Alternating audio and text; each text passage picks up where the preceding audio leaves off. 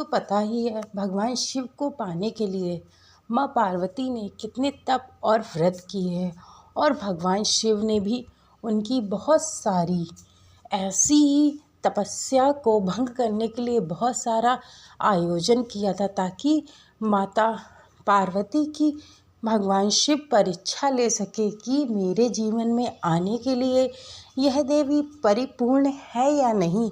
इस कारण से भगवान शिव ने अनेकों परीक्षाएं ली हुई थी माता पार्वती की। ऐसी ही एक परीक्षा के बारे में मैं आप लोगों को अपने वीडियो के माध्यम से बताने जा रही हूँ, जो कि सनातन धर्मा डायरीज द्वारा बताया जा रहा है। तो चलिए आपको बताना शुरू करते हैं। इसके पहले यदि आप मेरे चैनल पे नए जुड़े हैं तो चैनल को सब्सक्राइब करना मत भूलिएगा। नीचे बेल आइकन है, उसको ज़रूर से ज़रूर आप क्लिक करिएगा, जिससे आपको सारी नोटिफिकेशन मिलती रहे और आप अपने जीवन में इन्हीं कथाओं के माध्यम से अपने जीवन में बहुत सारी उन्नति पा सकें। यदि आपको ऐसी रोचक कथाओं के बारे में मैं रेगुलर वीडियो डालती रहती हूं, जिससे आपको माँ पार्वती शिव जी की कथा या फिर सोमवार की कथा या हनुमान जी की कथा या सारे सप्ताहों की सोमवार से लेके इतवार तक यानी कि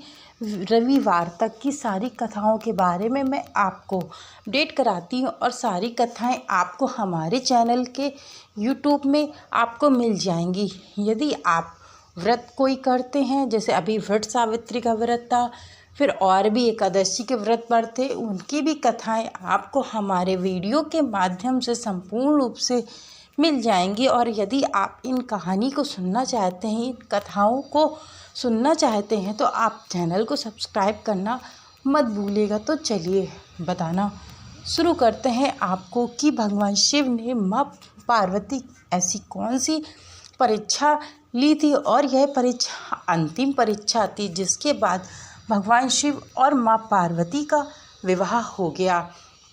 तो चलिए आपको बताना प्रारंभ करते। जिस प्रकार से आप लोगों को पता है कि भगवान शिव स्वयं हिमालय राजा की पुत्री थी और उनका सदैव ही हमेशा भगवान शिव की भक्ति आराधना में मन लगता था। परंतु उनके पिताजी यह चाहते थे कि वो भगवान विष्णु जी की पूजा आराधना करें और जिससे उनके जीवन में भगवान विष्णु की जो स्थिति है वह उनको पति के रूप में प्राप्त कर सके। लेकिन माता पार्वती स्वयं माता थी और उनको भगवान शिव की अर्धांगिनी ही बनना था। इस कारण से माँ पार्वती प्रारंभ से ही, जन्म से ही भगवान शिव की पूजा आराधना करती थी। और पूजा आराधना करते करते जब वह किशोर अवस्था में आ जाती हैं, तब उनके मन में भगवान शिव के प्रति और प्रेम उत्साह जागृत होता है, जिससे उनको यह प्रतीत होता है कि मुझे भगवान शिव की अर्धांगिनी बनना है। और तभी माता पार्वती भगवान शिव की आराधना के लिए चली जाती हैं और सबसे पहले वह एक टाइम जल पी करके ही रहती थी, पत्तियां आदि खाया करती थी। ऐसे ही बहुत सारे वर्ष बीत जाते हैं। करोड़ों वर्ष बीतने के बाद माँ पार्वती फिर धीरे धीरे बेलपत्ती खाना भी बंद कर देती हैं और यहाँ तक कि माँ पार्वती बेलपत्ती के साथ साथ दोनों टाइम का जल पीना भी बंद कर देती और जिस कारण से माँ पार्वती अपनी आराधना में लीन रहती हैं। इसी प्रकार से माता पार्वती खूब तपस्या करती हैं और भगवान शिव उनकी तपस्या को दिन प्रतिदिन भंग करने का प्रयास करते हैं। ऐसे ही एक बार माता पार्वती खूब तपस्या में अपनी लीन थी। लीन होने के बाद भगवान शिव ऐसे ही मुनियों को, यानी कि नारद मुनि और वो इंद्रदेव को एक ब्राह्मण के रूप में वहाँ पर भेजते हैं और कहते हैं तुम इनकी माँ पार्वती की तपस्या को भंग करना। तब माँ पार्वती अपनी तपस्या में लीन थी। तभी वहाँ प्रकट होकर के इंद्रदेव और जो मुनि थे वहाँ पहुँचते हैं और कहते हैं कि हे देवी तुम किसकी तपस्या कर रही हो? तब माँ पार्वती कहती हैं कि मैं भगवान शिव को पति के रूप में पाने की तपस्या कर रही हूँ।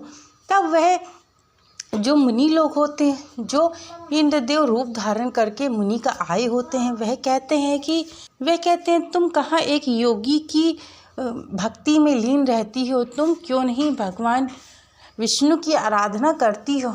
वो तो देवता है और वो तो बढ़िया अच्छे से महल में रहते हैं, और भगवान शिव केवल बर्फ़ की गुफाओं में रहते हैं। उनके साथ तो तुम्हारा जीवन का मेल जोल भी नहीं है, तुम्हारा उनसे मेल जोल भी नहीं है। तब माँ पार्वती कहती हैं कि हे मुनि, तुम उनके बारे में क्या जानते हो? वो हमारे प्राण दाता है और मैं उनकी सदैव से पूजा आराधना करती आ रही हूँ। वही हमारे पति के रूप में बनेंगे। परंतु फिर ऋषि मुनि कहते हैं वो कहाँ जोगी का भेष धारण करे रहते हैं। उनके गले में तो देखो कितनी नागों की माला है, और भगवान विष्णु अति सुंदर उनका रूप है, उनका तो मोहिनी रूप भी है। तब भी तुम उनके पीछे पड़ी हो। अगर तुम करना है विवाह तो श्री हरि विष्णु से करो, देखो कितने सुंदर हैं, महलों में रहने वाले हैं। तब माँ पार्वती कहती हैं कि आप लोग कृपया करके यहाँ से चले जाइए और मुझे तपस्या करने के लिए जरा सा भी विलम्ब मत कराइए। मैं अपनी तपस्या में लीन रहना चाहती हूँ। फिर माँ पार्वती अपनी तपस्या में लीन हो जाती हैं और नारद मुनि और इंद्र देवता भगवान शिव से जाकर के कहते हैं कि हे प्रभु, उनको वशीभूत करना बड़ा ही मुश्किल काम है। वो तो आपकी सारी परीक्षाओं में सर्वप्रथम उत्तीर्ण ही हो रही हैं, उनसे आपको विवाह करना ही पड़ेगा। उसके बाद भगवान शिव स्वयं माँ पार्वती की परीक्षा लेने के लिए सोचते हैं।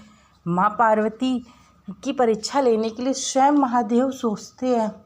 महादेव एक सुंदर सा रूप धारण करके जाते हैं और कहते हैं कि हे देवी, तुम यहाँ क्या कर रही हो? तो माँ पार्वती कहती हैं कि मैं यहाँ पर शिव की आराधना में लीन हूँ। तो कहते हैं कि तुम इस शिव की आराधना में क्यों लीन हो? आखिरकार तुम उनसे क्या प्राप्त करना चाहती हो? तो वो कहती हैं कि माँ पार्वती कहती हैं कि मैं स्वयं महादेव को पाना चाहती हूँ पति के रूप में। तब वो कहते हैं कि तुम पति के रूप में उनको कैसे पा सकती हो? तुम तो इतनी सुंदर हो। वो योगी जोगी वाले बाबा हैं, और स्वयं देखो उनकी भूतों की टोली भी है, और वो भस्म लपेटे रहते हैं और भांग धतूरा वो खाते पीते हैं। तो तुम्हें क्या खिलाएंगे पिलाएंगे? देवी, तुम तो अति सुंदर और गुणवान प्रतीत होती हो, तो फिर तुम क्यों उनके पीछे पड़ी हुई हो? क्यों ना तुम्हें मुझसे विवाह कर लेना चाहिए। मैं श्रेष्ठवान राजा हूँ, और मेरे आगे पीछे बहुत सारे सैनिक हैं, बहुत सारी प्रजा है, बहुत बड़ा मेरा राज्य है। मेरे घर पे कभी धन धान्य की कोई कमी नहीं है। तुमको मैं रानी ही नहीं बल्कि महारानी और पटरानी बनाकर के रखूँगा। तुम मुझसे विवाह कर लो। तब माँ पार्वती कहती हैं कि हे धनाधूर, हे आप जो भी हो, जहाँ से भी आए हो, मुझे आपसे विवाह नहीं करना है। मुझे केवल और केवल महादेव से ही विवाह करना है, और मैं उन्हीं के साथ अपना विवाह रचाऊंगी। तब वह कहते हैं कि जैसी तुम्हारी मर्जी, अगर तुम्हें जोगी के साथ ही रहना है तो तुम उसी के साथ रहो। तब माँ पार्वती फिर से अपनी तपस्या में लीन हो जाती हैं। इसके पश्चात भगवान शिव तब भी सोचते हैं किस तरीके से माँ पार्वती की तपस्या को भंग की जाए और उनकी तपस्या भंग करके मोह में भंग की जाए। फिर एक और अंतिम बार प्रयास करते हैं कि शायद माँ पार्वती इस चीज़ से तो बिल्कुल भी नहीं बच पाएंगी। तब भगवान शिव एक बालक का रूप धारण करते हैं, और वहाँ पर तब भगवान शिव सोचते हैं कि चलो एक और अंतिम बार प्रयास किया जाए और भगवान शिव मगरमच्छ का रूप धारण करते हैं और इंद्रदेव को स्वयं बालक के रूप में प्रकट कर देते हैं। वह बालक मगरमच्छ को देख करके खूब चिल्ला रहा होता है, मुझे बचा लो, मुझे बचा लो, मुझे बचा लो। तब माँ पार्वती के कानों में जब यह ध्वनि सुनाई पड़ती है तो माँ पार्वती उठ करके उस बालक को बचाने के लिए चली जाती हैं और जैसे ही उस बालक को उस मगरमच्छ से बचाती हैं तो वह बालक को छोड़ ही नहीं रहा होता है। बड़ी मुश्किल से छोड़ता है और कहता है कि मैं इस बालक को ऐसे नहीं छोड़ूंगा, यदि तुम अपनी तप की सारी शक्तियाँ मुझे दे दो तो मैं इस बालक को छोड़ दूंगा। तब माँ पार्वती 2 मिनट सोचती हैं, उसके बाद कहती हैं कि मैं तुम्हें संपूर्ण शक्तियाँ अपनी देने के लिए तैयार हूँ। जितना भी मैंने इस तप से पुण्य पाया है मैं उस पुण्य को तुम्हें देने के लिए तैयार हूँ और तुम इस पुण्य को ले लो और इस बालक को छोड़ दो। तब माँ पार्वती अपने पुण्य को देने के लिए तैयार होती हैं। तब महादेव यानी कि मगरमच्छ कहता है कि सोच लो एक बार, इतने वर्षों का तप है, आखिरकार तुमने इतनी मुश्किल से किया है, इतनी परेशानियों का सामना करते हुए तुमने भगवान शिव को पति के रूप पाने के लिए इतना तप और पुण्य काम कार्य किया हुआ है, सोच लो फिर तुम्हारा यह तप पूरा बेकार हो जाएगा। तब माँ पार्वती कहती हैं कि ठीक है, तुम्हें तप चाहिए, तुम तप ले लो, मैं फिर तप कर लूँगी, मैं फिर तपस्या कर लूँगी, तुम इस बालक को इस टाइम पे छोड़ दो। तब मगरमच्छ उस बालक को छोड़ देता है और जैसे ही मगरमच्छ उस बालक को छोड़ता है, मगरमच्छ के जो था वह भगवान शिव के रूप में प्रकट हो जाते हैं और महादेव को देख कर के माँ पार्वती अत्यंत प्रसन्न हो जाती हैं और कहती हैं कि हे भगवान शिव कहते हैं कि हे देवी, मैं आपकी तपस्या से बहुत प्रसन्न हूँ। मैंने इतने सारे प्रयास किए आपकी तपस्या को भंग करने के लिए और मुझसे विवाह ना करने के लिए, लेकिन आपने एक भी ऐसा कार्य नहीं किया जिससे मैं तुम्हारी तपस्या भंग कर पाता। अब मैं तुम्हें अपनी अर्धांगिनी बनाने के लिए पूर्ण रूप से तैयार हूँ और मैं तुमसे विवाह करने के लिए तैयार हूँ। इसी के बाद माँ पार्वती और भगवान शिव का विवाह होता है। महादेव कहते हैं कि आप अपने घर को प्रस्थान करिए और महाशिवरात्रि के दिन मैं डोली लेकर के आपके द्वार पे आऊँगा, उसी दिन हमारा और आपका विवाह संपन्न होगा। माँ पार्वती इस बात को सुन के बहुत खुश हो जाती हैं और शीघ्र से शीघ्र अपने घर जा कर के संपूर्ण लोगों को बताती हैं कि मेरा विवाह महादेव के साथ तय हो गया है और महादेव इस दिन मेरी बारात लेकर के आने वाले हैं।